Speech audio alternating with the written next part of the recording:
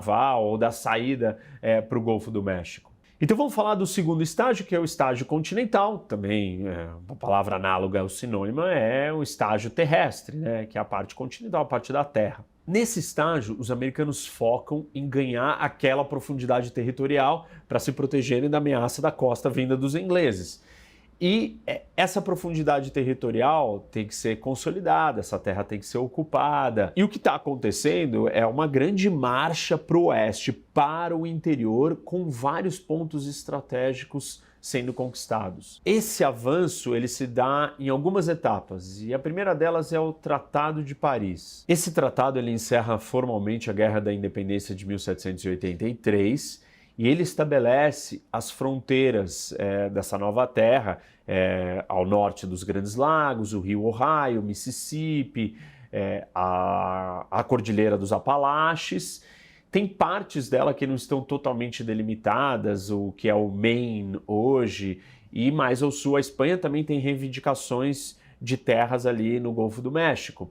Então tem alguns lugares que não estão totalmente demarcados, até porque não tinha a presença de ninguém nesses lugares. Além da fase inicial do tratado, nós vamos ter outras 6 fases de expansão do território. E a primeira delas é a compra da Louisiana. A compra da Louisiana ela acontece em 1803, mas desde o final da década de 1780, os fazendeiros americanos eram muito dependentes do uso do rio Mississippi. Claro, toda a sua produção agrícola podia ser escoada para um rio navegável, que é um meio de transporte, como eu mencionei já para vocês, gratuito, para vender isso para o mundo inteiro. E isso só era possível passando pelo porto super estratégico de Nova Orleans. Em 1801, a França obteve esse território onde está o Mississippi, New Orleans, da Espanha. E quando eles tomam posse desse espaço, dessa terra toda,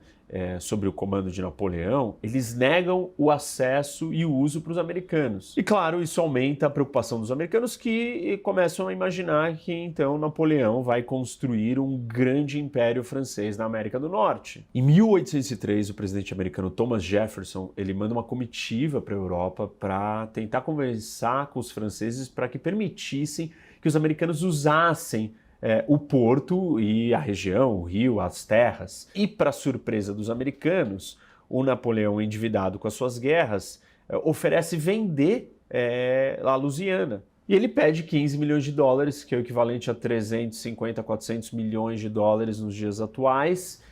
Isso faz os Estados Unidos dobrar de tamanho.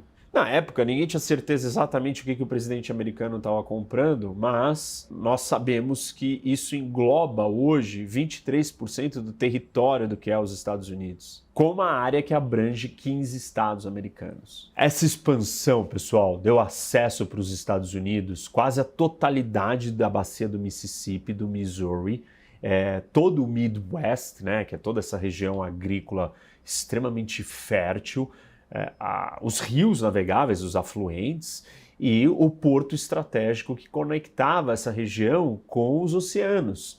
Então, dali você tem os fundamentos para uma grande potência agrícola nascer. Vamos então para a segunda fase dessa expansão, que é a construção do National Road, que é uma estrada financiada pelo governo americano para conectar ou expandir para o oeste. Na verdade, foi a primeira estrada financiada pelo governo federal dos Estados Unidos e ela é construída de 1811 até 1834. Essa estrada é chamada de US Route 40 ou 40 ou Interstate 70 e ela interligou Cumberland, em Maryland, ao rio Ohio e permitiu que os americanos chegassem em Ohio, Indiana, Illinois, Missouri, e dando acesso também a Michigan, Wisconsin, Iowa e Minnesota. Isso nos traz para a terceira fase de expansão, que na verdade ela é uma continuação, uma complementação da segunda fase. E são uma série de trilhas que vão dar origem à primeira ferrovia transcontinental dos Estados Unidos em 1869. O projeto da ferrovia, ele liga a costa leste americana até a costa oeste.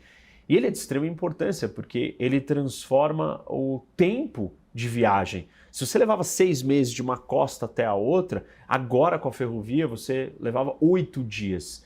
E o custo da viagem, que era de $1.000, passa para $150. Isso possibilita que inicie uma grande colonização e uma migração massiva para a costa oeste e uma ocupação dessa região toda. A combinação dessas 3 primeiras etapas, quais, né? Primeiro a compra da Louisiana, depois a construção da National Road, que é a primeira estrada financiada pelo governo federal americano, e, por fim, a ferrovia transcontinental, elas criam a maior e mais rápida expansão cultural da história da humanidade. Em 70 anos, os Estados Unidos ocupam uma área imensa de uma costa a outra. Do ponto de vista da segurança, a costa oeste, né, o acesso ao Pacífico, ele não era de extrema importância. Isso se inicia por uma vontade de proteção da ameaça que vinha da costa leste, do Atlântico. Mas acessar a costa oeste transforma os Estados Unidos num país bioceânico ou transcontinental, com acesso aos 2 mares, e a importância econômica e geopolítica disso vai ser imensa mais para frente. Continuando então no nosso estágio continental, lembra, nós estamos no estágio continental, passamos pelo marítimo, estamos no continental, e agora eu vou falar da 4ª etapa. A 4ª etapa, que é a anexação da Flórida, que se dá em 2 etapas, a cessão espanhola e a compra do oeste da Flórida. Quando os americanos incorporam a Louisiana, eles entendem que a Flórida faz parte desse território que eles adquiriram. Principalmente o pedaço onde está a foz do Mississippi, que está localizado no oeste da Flórida. Em 1810, os americanos partem para ocupar esse pedaço, que era uma região que estava ocupada pela Espanha. Mas como a Espanha estava lidando com conflitos internos, problemas no seu país, não teve como resistir, nem se preocupou, nem prestou atenção, e os americanos anexaram, então, e incorporaram essa parte da Flórida ao território. Durante a Guerra Anglo-Americana de 1812, que ela acaba em 1814, os Estados Unidos ampliam ainda mais o seu controle do oeste da Flórida, incluindo a Baía de Mobile.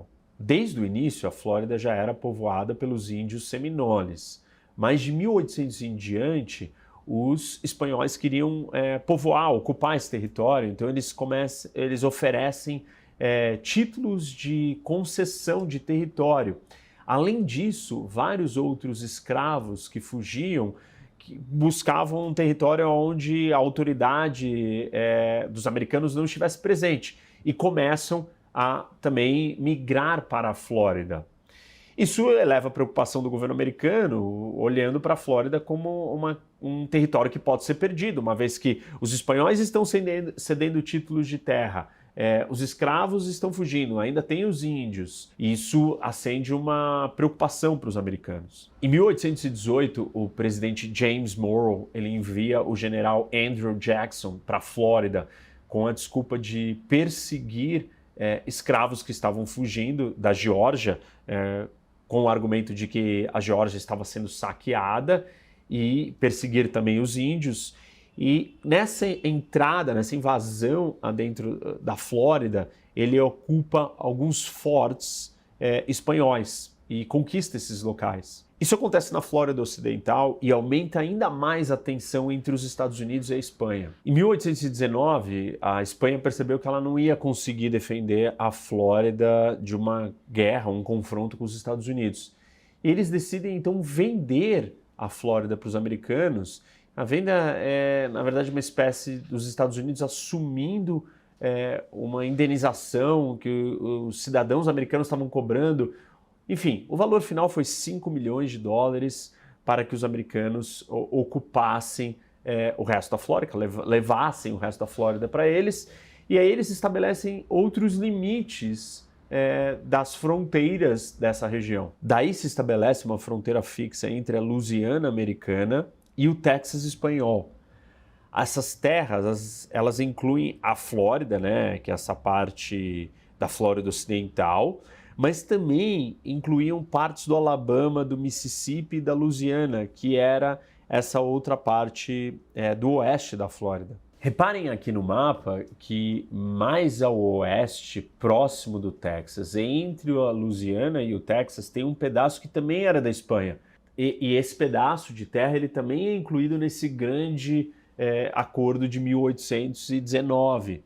Então tem o que é a Flórida de verdade, aí tem uma parte do oeste da Flórida, ali embaixo pequena, e do lado de lá da Louisiana, fazendo a fronteira com o Texas espanhol, também tem um território. Então a Flórida naquela época era uma área muito maior.